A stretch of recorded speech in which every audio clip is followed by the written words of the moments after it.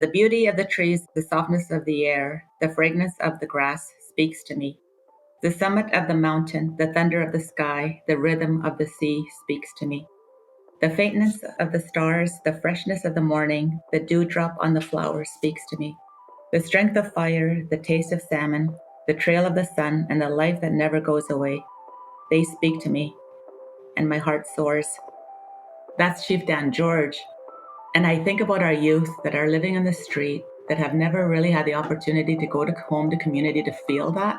Wouldn't that be wonderful if we can get our message, our media, technology, for all of the messaging and all the work that we do to speak to our youth in the way that Chief Dan George wanted us to. You're listening to One Feather, Two Pens. Lessons and stories from Indigenous peoples, building and navigating digital sovereignty. A special series on What's That Noise?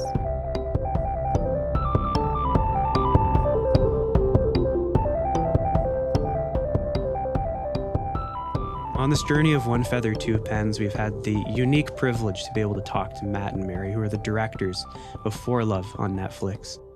We've been asking a lot of questions about indigeneity, and we've been asking a lot of questions about digital indigeneity along the way. Something that For Love does so successfully is gives us insight into the plight and the promise of indigeneity from coast to coast to coast, and perhaps even a glimpse into where technology tends to and tends not to intersect with those lived experiences. And so we're very, very grateful to have you on the show today, Matt and Mary. I want to take just a moment to say welcome, Mary Teegee and Matt Smiley, to this podcast. And as we open this up and create a good space for this conversation, I just want to take a moment to present a land acknowledgement and a hello to all of our listeners across all of Turtle Island, and acknowledge that we all are working in some Indigenous traditional territory wherever we are today across the country and across North America. Here in Victoria, a quick shout out and acknowledgement to the Songhees and the Esquimalt folks, the Lekwungen speaking people on the unceded traditional territories of the Coast Salish, where I have the good fortune to work and play and raise my family. And take a moment just to acknowledge that all of the Indigenous people out there in wherever they are and whatever they're doing, hands up, and just a recognition of the history and our unique relationship in this country with Canada and with the United States, and how us as Indigenous folks continue to work hard, do the heavy lifting, as my grandfather says, to lift our people up and find space to have conversations that will allow our people to continue to survive and thrive in this modern age, in a way that embraces those cultural histories and those teachings and that ancestral voice that allows us to be who we are and do the good work that we're doing. Mary and Matt, give you a moment just to say hello, and then we'll get right into it. Hello. Hello, and thank you so much for having us, too. I'm really excited about this dialogue. Yeah, it's great to have you both. Thank you so much again for taking the time and the space to have a conversation with us. How have your pathways through the advocacy and the filmmaking and the work that you do informed or shaped your own concepts of identity as Indigenous people and as someone who works with Indigenous people? I guess because I don't know any other way to be. I'm just Indigenous. Everything I do is my Indigenous pathway. I Gitk'san and Carrier. I come from Tapla Nation. My hereditary name is Maushim Gabu, White Wolf. So I am Gitk'san and Carrier. I am Indigenous, and I think doing this film and doing the advocacy work, I think it's something that I had to do. My parents raised us. They were the ones that and they moved off of their lands when my sister was a bit older. There's 7 of us, and they did that so that we can get a secular education. So it was important for them, not only for us to get an education, but it was also important for them that we also knew our ways, our traditions, our customs, our language as much as we could. So one of the things my father would always say is, basically that old adage that came from the Kennedys: "To much that is given, much is expected." There was no other way, no other path in my life other than to help my people. I knew that whatever I did in the world, I traveled in the world, I lived elsewhere in the world, I would always come home. So it's ingrained in me. My father comes from a line of chiefs. My mother is hereditary chief. I come from a long line of chief. And one of the main role to be hereditary chief is to ensure the survival of the tribe, to take care of the lands. And so in that, part of that is the absolute protection of who we are as Indigenous people. We have to make sure that everything that we're teaching our youth, that we learn ourselves, the way that we conduct ourselves, is founded in our indigeneity. You know, I think this is why all of the work that I've done in the various fields is to ensure that, for example, early childhood, I'm the president of the BC Aboriginal Child Care Society. And so we have to ensure that everything that we're teaching is coming from, has an Indigenous foundation, that we can't be raising little white kids. You know, we have to make sure that they're learning their traditions and customs. And so that's the importance of that. And that's to ensure that the survival of us as Indigenous people. So I think my pathways has always been there. It's in my DNA. That's awesome. Matt, you've had a lot of experience in this space working with Mary and communities. What's your thoughts on that experience and your key messages or takeaways, if you'd like, based on navigating that space? Well, I think for me, well, number one, it's been one of the biggest blessings of my life, but I think it all kind of happened almost by accident. And I say by accident, maybe there was a reason for everything to happen. When we had first started working on Highway of Tears together, I really didn't know what I was getting into. It started with just an idea. And for me, as a young white youth growing up in Montreal, I certainly had a lot of, in terms of family life, it wasn't always that stable. So I've always searched out to find family, to find friends, and really that community. And there's one thing that Mary has always repeated over the years in terms of your community really does make you. And especially in the case for Indigenous youth, it's like, the community can take care of their children. For me, one of the biggest things is really watching over the last even 10 years. It's almost like a rocket ship in terms of watching how powerful and connected, especially when we talk about technology. It's really opened up a realm, especially in the north, where the first things for us on Highway of Tears was lack of communication, lack of resources to get information flowing, and I feel like we're still in those early stages, but once we had the success with Highway of Tears and really started talking about our new project For Love, we did notice, Mary and I, and there's certainly other places, that technology has helped so much. And I think also that inner strength that a lot of Indigenous youth and people do have is really starting to resonate everywhere, kind of across the world.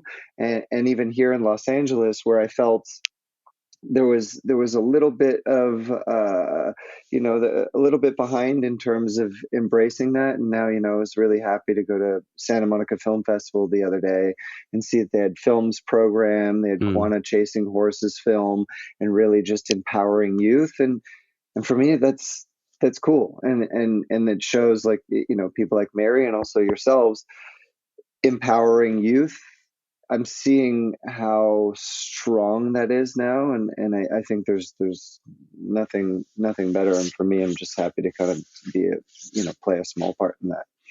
The Indigenous people, despite all efforts and attempts to kind of extinguish us, are still here in our current and future digital states, if you like, however you want to frame that kind of world that we're kind of needing to navigate now, could be another deconstructive force, right? If we're not careful, if Indigenous folks aren't taking leadership role and owning that kind of space. And in the fields and the spaces you both work in, particularly in film and media, how are you seeing Indigenous people and communities adapt? And what does the possible future look like? And is that evolving in a way that you're seeing a renaissance? Matt, I think that's what you've indicated, right? That there's an embracing of this technology to help to kind of convey and communicate who we are and why we are and what we are. How are you seeing that play out? Well, first and foremost is kind of realize and seeing kind of on a daily basis the work that people like Mary have been doing in terms of pressuring not only government but businesses as well to really kind of put their money where their mouth is, but it's also giving the youths and others the opportunity to have access to these tools, to put cameras in their hands. You know, I know there were some programs that Mary was working on years ago with TELUS, and it's like just getting whatever technology is available to there. I know there's a moment when we were up in Nunavut where one of the young youth talks about, you know, expressing themselves on TikTok, and you know, it's just to be able to access when you're in one of the most remote places in the world and to just share your story authentically, true to who you are, and not have to mask it in any other way, and realize that people really like gravitate towards it and empowers them.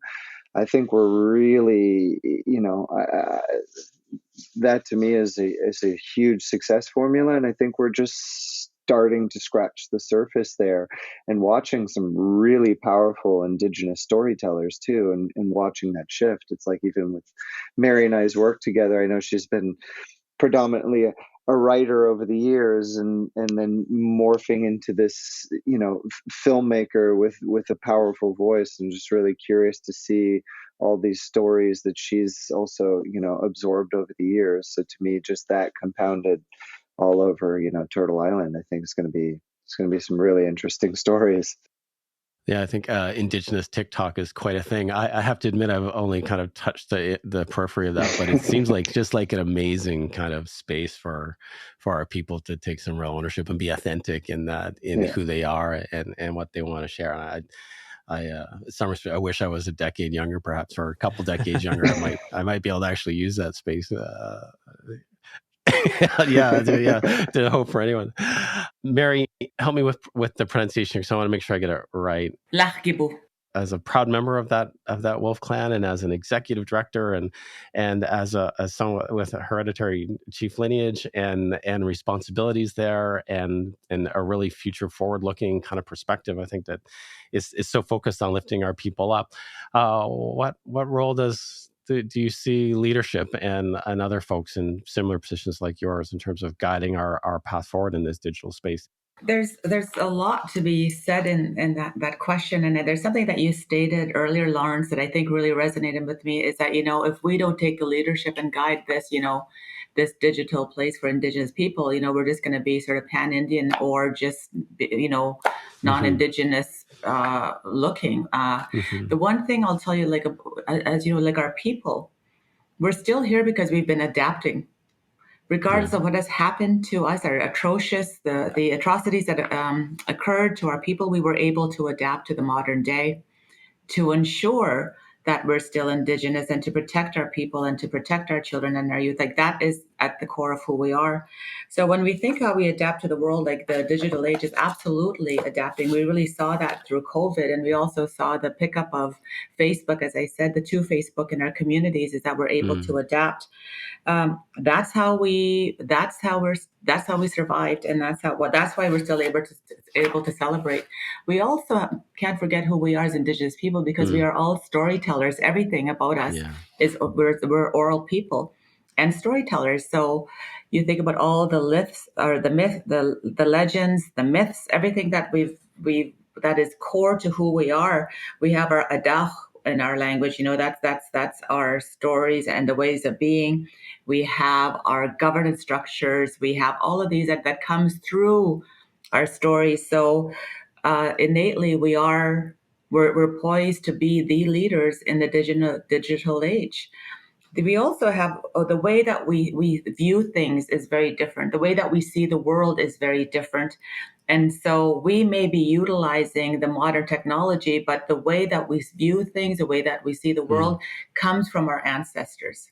Yeah. We have, you know, when my mom tells a story about, oh, your great grandmother. And then I realized when she's telling the stories, I'm like, Mom, that would be like in the 1300s. It's not just like something that happened like 100 years ago, Mom. You're talking about, so I think when you think about those stories coming to life in the modern, in digital media, like that is us adapting, and it's really, really exciting.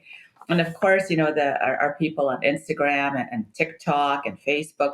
But more than that, I think the importance of, as leaders, we have to ensure that there's the space there. We have to ensure that there's the infrastructure there. So I think when we're negotiating, like our leaders are negotiating, the chiefs are coming into leadership, that they have to think about that, because it is essential to who we are and to the survival of our people, is that communication. I'm thinking about, at Carriage County Family Services, we worked on this for decades to actually have telehealth, for example. We had to make sure that the servers were there. We had to make sure all the infrastructures were there in our most remote communities. We are probably the best example of primary health care in Canada, if not in the world.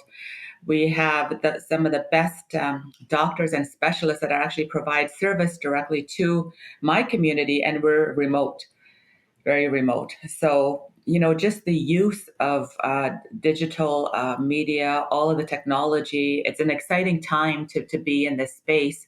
But we have to ensure, those that we're using it in a good way. We do know, for example, I was part of the research, a research project that talked about, I was a part of a research project at UNBC with Dr. Omalara and Dr. Sarah DeLeo heading that up. And one of the things we know is that the negative impacts of residential school of colonization really, really flourish in a social media digital space.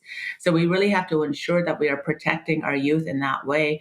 And so the research that we did, we looked at what the youth themselves are saying, and where there is a way that we could use that space in a positive way to teach languages, to teach the culture, to do all this good work. There's also the other way where there is a lot of lateral violence, where they're seeing themselves not as a Indigenous, what is beautiful to an Indigenous person, but rather what is beautiful from a popular culture. If you look at modesty, there are certain things that how I was raised, and then you look at what is acceptable in this day and age. There's no way that I would have ever in a million years would my mother or my grandmother or I would ever allow me to walk out the way that I see these little kids walking out at 10 years old, 11 years old. Like, what are they wearing? No, there's no way. But that's the influence of social media. It's peer pressure times a million, and so I really feel for our young people. There's so much, but as leaders, we have to make sure that those safety mechanisms are in place.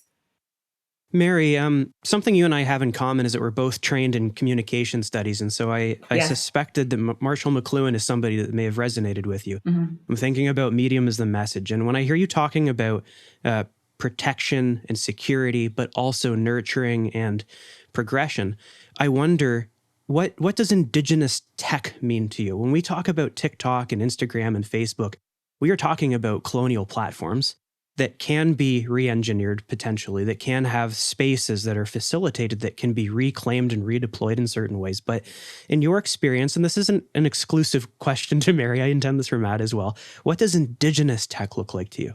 I think if you think about this, and again, I'm talking about how adapting we were, like if you imagine, say we didn't have residential school, I would say that first, and we didn't have the horrible impacts of colonization, I think how far we would have progressed as Indigenous people in the technology field. I think we would have been mind melding already. We would have had empaths or something. We would have already had AI a long time ago. That could do the work for us because we're that smart. I would have had like 3 robots. Come on, I'm like the queen. This is what you would do. That's what we would have done had we not been. So I think that, yeah, for sure. Like I think the Indigenous technology, how would that look like? I think it definitely would have that place for humor. We obviously have like our Indigenous humor is hugely important. I mean, we have we're across Canada, and I like, when Matt and I went across Canada, but in my work over the years, that's one thing I will give you, that there are certain things that's common with all our people. We all like to give nicknames. and they're the worst nicknames. It's like if you're worried about something about yourself, they'll give you that nickname, like if you, I don't know, like it's for me, it's like I have a bigger forehead. So my brothers, they're like, oh, 8-head instead of forehead. Like they're like, oh, she's 8. It's horrible. Like it's the most horrible, but you just laugh. You just sort of come to it.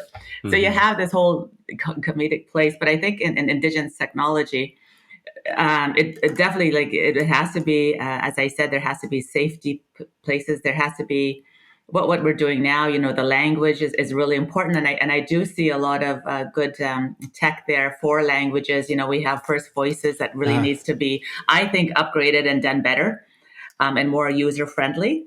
I think there would be more translations, immediate translations within the Parliament buildings, right? There should be that should be the language. So if you're in Gitk'san territory and you have government, it should be an automatic translation. If you have leaders that are speaking in Ottawa, it should be Anishinaabe automatic translation. So there's certain things I think that we can look at.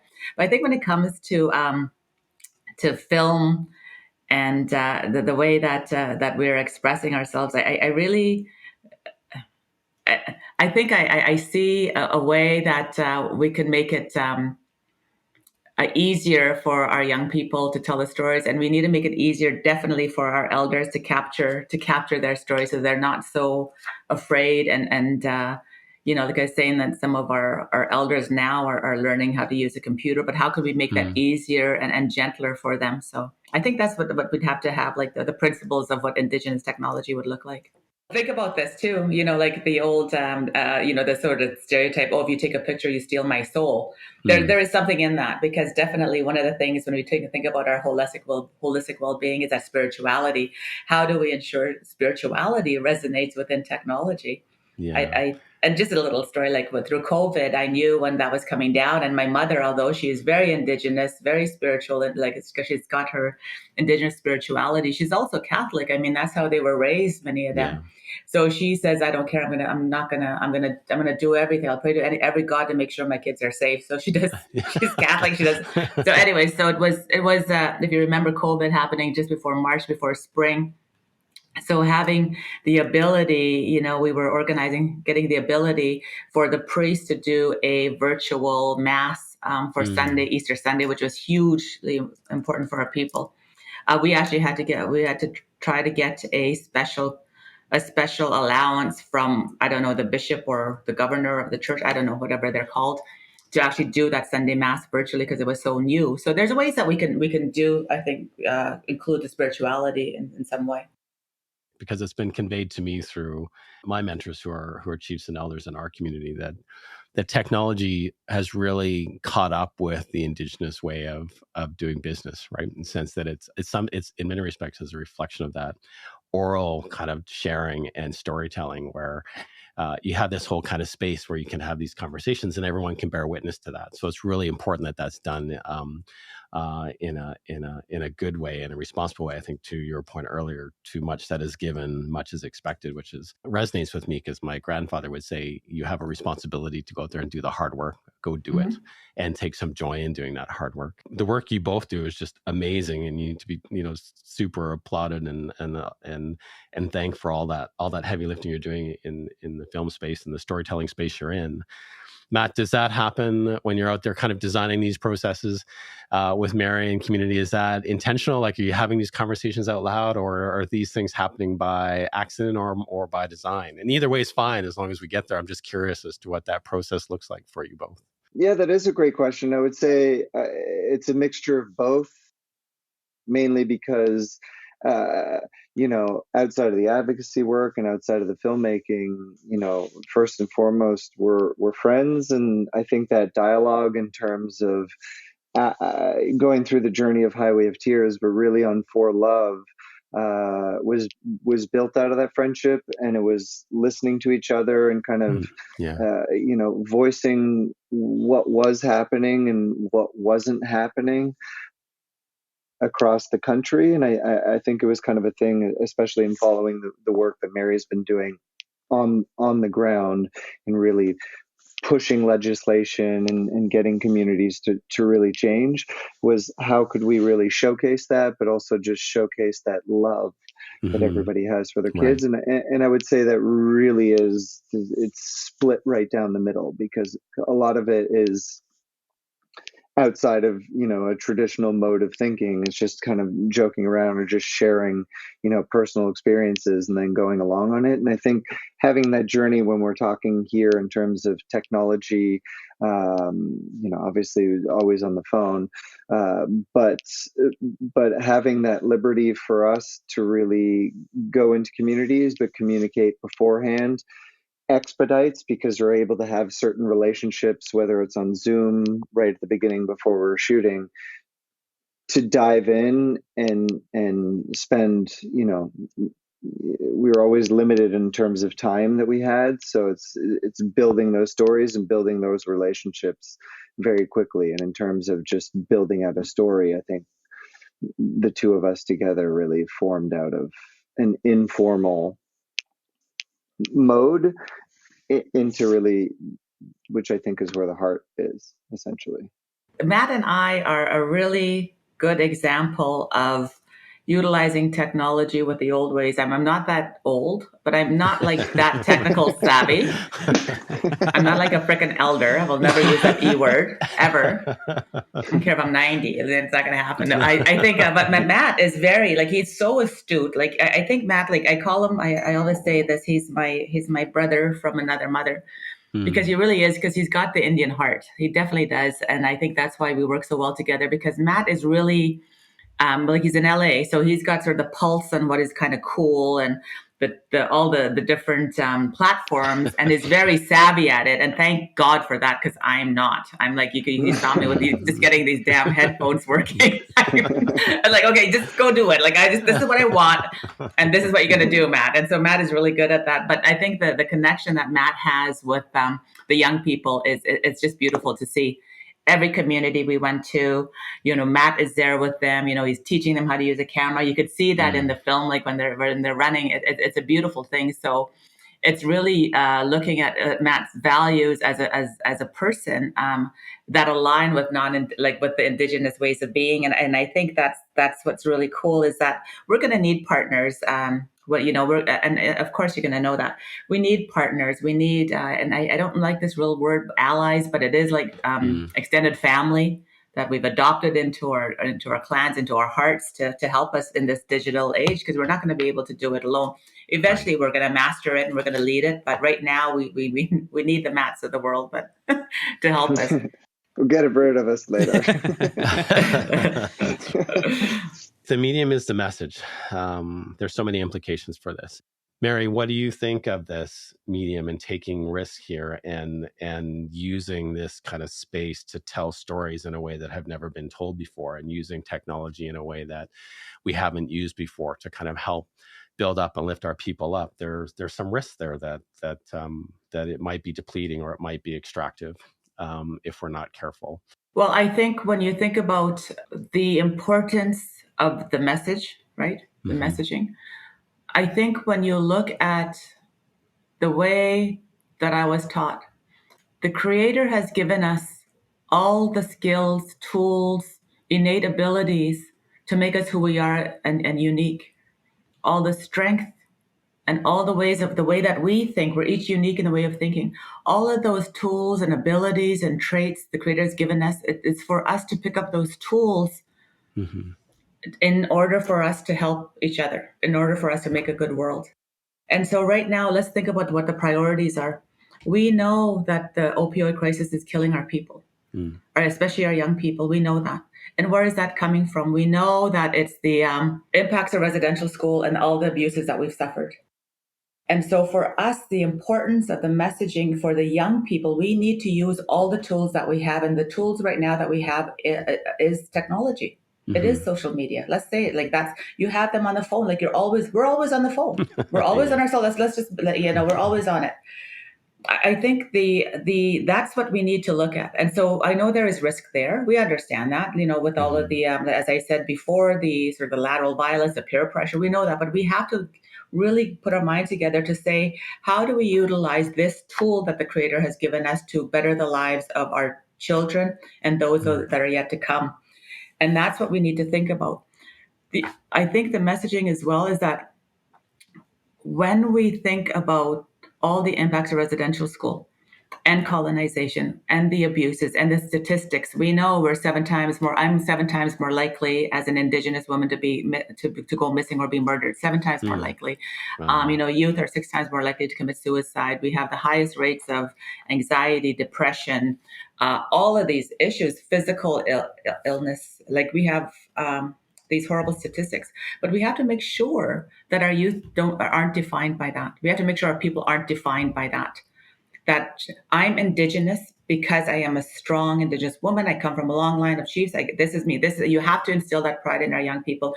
It's not that I'm Indigenous because I've been through all of these abuses and sufferings. You saw that with you see that with one of the Mary Ellen Trapel-Lafont stating, I grew up in Norway House, and I saw all this violence and blah blah blah, which was untrue. But she used that as if like all Indigenous people went through that, and as if that defined us as an Indigenous woman or Indigenous person, which is totally bullshit. We are Indigenous because we have overcome that, because we're strong and we're resilient regardless of what happens. We have the strength of our ancestors in our blood, and that's why we are overcoming these atrocities that have happened to us. But it doesn't define us. I am Indigenous because of, where I come from, because of the land, my connection to that, to my people, not because of all of the issues that has happened because of residential school. And I think those are some of we really have to think about how do we get that messaging to the young people, because they need to be proud. And that's where the strength of it. That's our film, For Love, speaks to that. That is one of the things that, when we were first talking about this film and I was proposing it to Matt, is that I wanted it to this film to be seen through the eyes of the child at the very beginning. What does that look like? What is it that our young people who have been in care, what have they suffered? What have I heard from them? It's that, they went through all this stuff. They went through abuses, sometimes at the hands of their family. And so they had to be removed in some cases. But how do we turn that around to say, okay, in this film, look at this is where we came from. Let's acknowledge that pain. Let's acknowledge where it comes from. But this is who we are as people. And this is everything that we do as Indigenous people is for love of our children. And that's the messaging that we need to get across. Wow, that was very powerful, Mary. Thank you so much for sharing that. We missed an opportunity to dovetail back and have Matt reflect a little bit further on how you've been his compass. It's been very similar for me, actually, in this journey with Lawrence. Lawrence and I have been working together for more than a year now. We've been podcasting together extensively. And one of the things that I feel very blessed by is the fact that Lawrence has not only been that kind of empirical compass for me, as I've learned about indigeneity that I've been ignoring all of my adult life. He's been my emotional compass. He's been my spiritual compass. And so as we wrap up the episode, I'm curious, Matt, do you have any thoughts on what Mary has been reflecting on, or a different perspective that you might want to share? I think it's a great question. Obviously, like Mary and I, and I've also, witnessed Mary's sort of answer and what our relationship has been over the years. But I think, it was not at all the most unlikely of friendships, but I think it's one that's really grown and blossomed, and it's really my seeing the world through a different light. And I think, especially throughout our process on this film in particular, was both of us kind of in our lanes, having dialogues. In a certain sense, we both come from different worlds. And she said it before in certain places where it's like, oh, this happened to our people, or let's put this into the film. And I go, well, people don't know this part of the story. You might know it because you're living it every day. And I think having a little bit of that healthy dialogue in terms of, and I think that's where the collaboration comes in.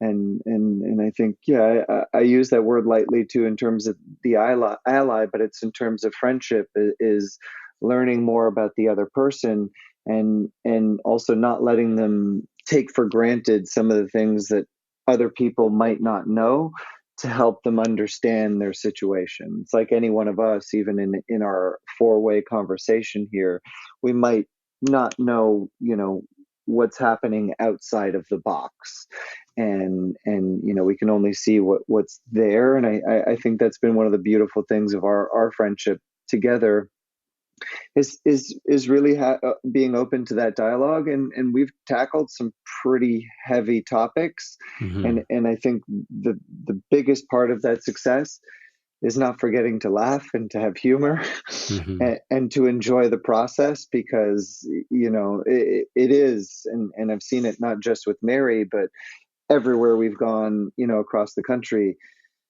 No matter how hard it is, even in certain places in Attawapiskat, not losing that sense of humor, and almost in a French way, the joie de vivre, the life. That's the thing that kind of keeps us going, and I think probably one of the reasons the movie is successful in that sense is we feel that dialogue, and trying to cover a lot in a very short time period, just like the podcast. Basically.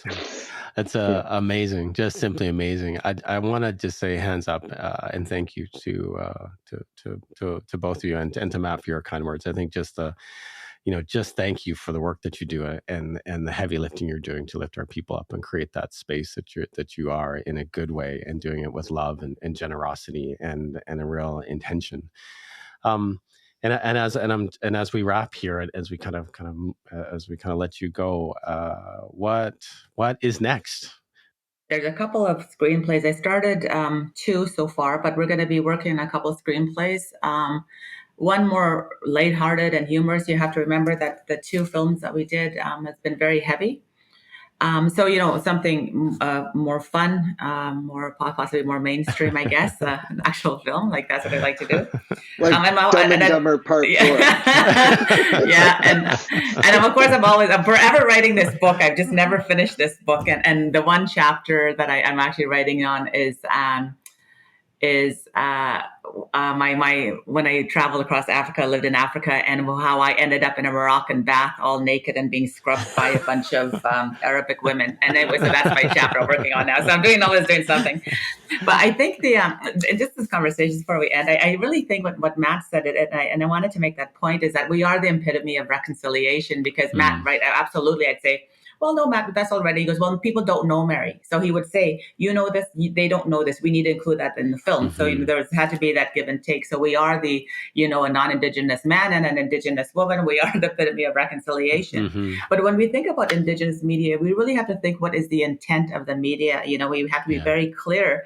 In some cases, is it used to make our people laugh? Is it used to make our people heal? Is it used for recording our history? Is it used for reconciliation? Is it used for change? And we can never forget the power of media when it comes to political pressure. I think you look at our last film, like the film before, The Highway of Tears. I swear I don't think we would have been on the international stage had it not been for that film. We opened it up at the Toronto Film Festival, and so across Canada, people would come up to me and say, we didn't know this was going on. And so we were able to influence change, even the change.org, when we started that when we did the film, and we had, almost, I think, 80,000 signatories right away. And, so Prime Minister Justin Trudeau, Thomas Mulcair, Margaret Atwood, all of these people signed that petition to help us draft, or to get a federal legislation drafted to end violence against Indigenous women. So we know the political pressure that media can do. So we really have to be careful and intentional when we create anything in the indigenous digital technology era.